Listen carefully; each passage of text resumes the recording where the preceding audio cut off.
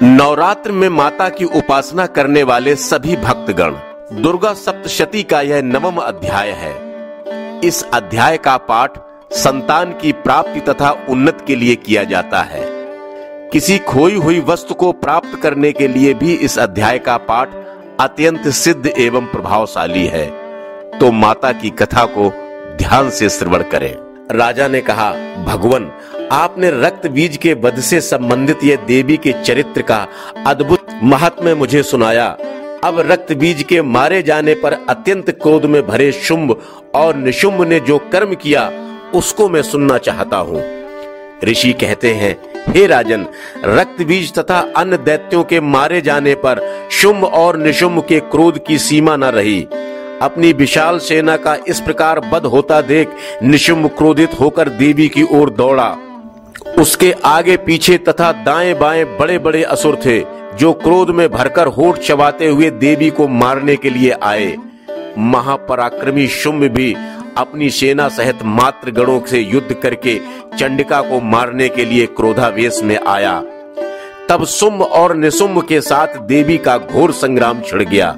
वे दोनों दैत्य बादलों की भांति भयंकर बाण वर्षा करने लगे। तब उन दोनों द्वारा छोड़े गए बाणों को चंडिका ने अपने बाणों द्वारा तुरंत काट गिराया और अपने शस्त्रों की वर्षा करके दोनों दैत्यपतियों को चोट पहुंचाई।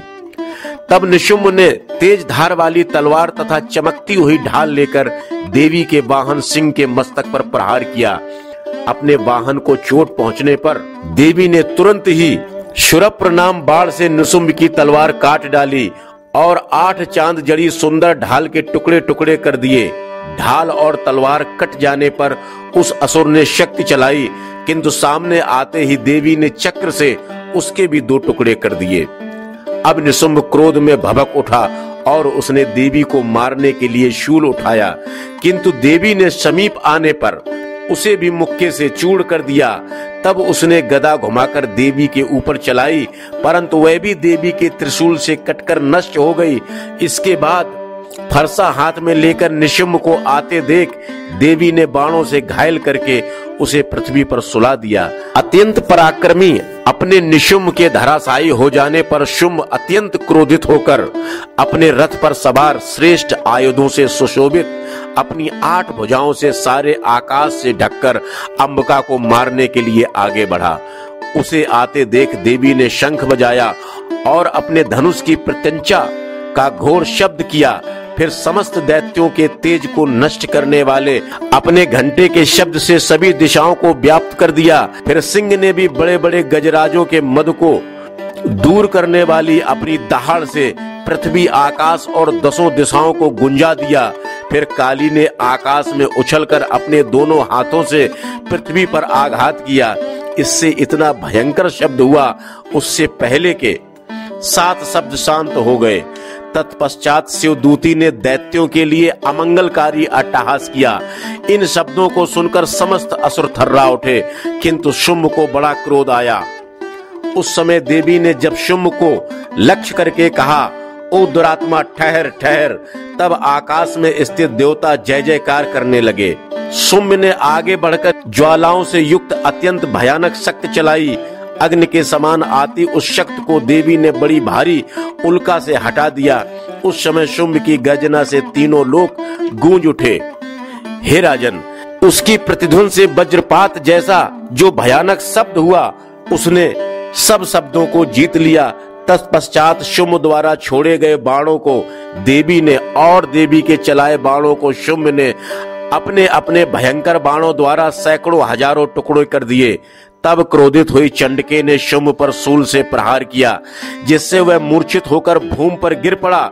उसी समय निशुंभ को चेतना हुई और उसने धनुष हाथ में लेकर बाणों की वर्षा करके देवी काली तथा सिंह को घायल कर दिया। फिर उसी दैत्य ने 10,000 बाहें बनाकर चक्रों के प्रहार करके चंडिका को आच्छादित कर दिया।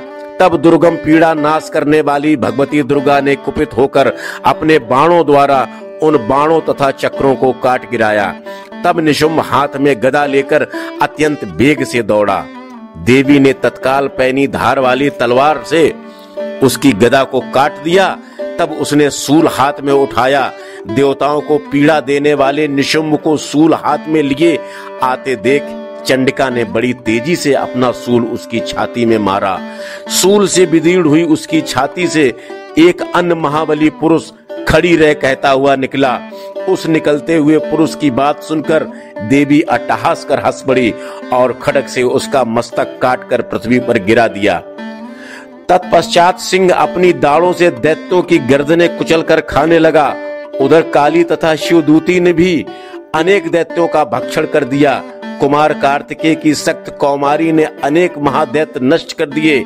ब्राह्मणी के मंत्र पूरत जल से तेजहीन होकर कितने ही दैत्य भाग खड़े हुए।